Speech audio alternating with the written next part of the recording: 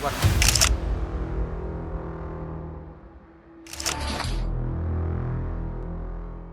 के अंधेरे में अचानक एक धमाका, एक आग जो सिर्फ लपटों की नहीं थी बल्कि उसमें दफन था एक बड़ा राज। दिल्ली हाईकोर्ट के जज यशवंत वर्मा का घर जल रहा था, लेकिन ये आग महज एक हादसा थी या किसी गहरी साजिश का हिस्सा। 15 मार्च की शाम जब हर कोई होली की खुमारी में डूबा था, तभी एक फोन कॉल ने सबको चौंका दिया। दिल्ली पुलिस कमिश्नर संजय अरोड़ा ने हाईकोर्ट के मुख्य न्यायाधीश को बताया कि जस्टिस वर्मा के बंगले में एक कमरा जलकर खाक हो गया है।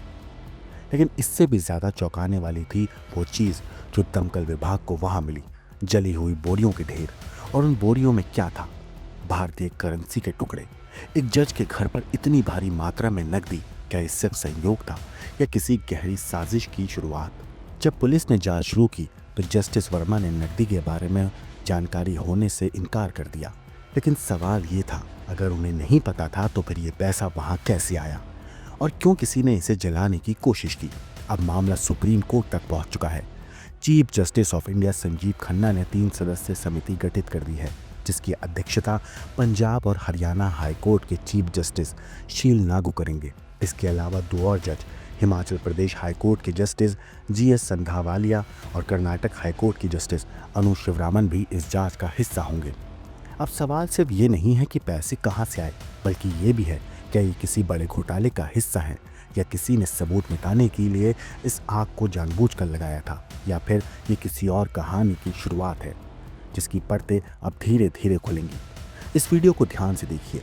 नोट राख हो गए हैं, इसके अंगारे बुझ गए हैं, करारे करारे नोट कालिक में तब्दील हो गए हैं। दिल्ली हाईकोर्ट के जज यशवंत वर्मा के घर पर आग लगी थी। इस मामले में दिल्ली हाईकोर्ट के चीफ जस्टिस ने सीजीआई को बताया, जस्टिस यशवंत वर्मा के बंगले के कैंपस में एक कमरे में आग लगने की घटना की सूचना मुझे दिल्ली पुलिस के कमिश्नर संजय अरोड़ा ने दी थी। मैं आपको स्वयं इसकी सूचना देना उचित समझता हूँ। दिल्ली हाईकोर्ट के चीफ जस्टिस ने सुप्रीम कोर्ट के मुख्य न्यायाधीश को आगे लिखा। 15 मार्च को जब मैं होली की छुट्टियों के कारण लखनऊ में था, करीब 4:50 पर मुझे दिल्ली के पुलिस कमिश्नर संजय अरोड़ा का फोन आया, जिसमें उन्होंने दिनांक 14 मार्च की रात करीब 11:30 बजे उनके आवास पर कार्यालय के पास से एक स्टोर रूम में आग लगने की घटना के बारे में बताया गया।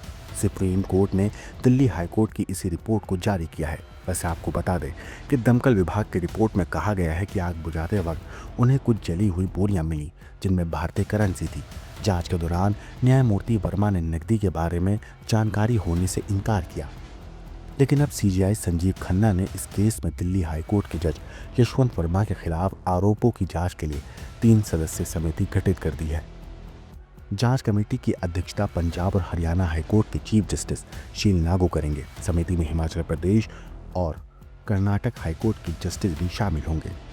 वहीं जांच के मद्देनजर दिल्ली हाईकोर्ट के मुख्य न्यायाधीश को निर्देश दिया गया है कि वो जस्टिस यशवंत वर्मा को कोई भी न्यायिक कार्य न सौंपे जब तक मामले में कोई फैसला नहीं आ जाता।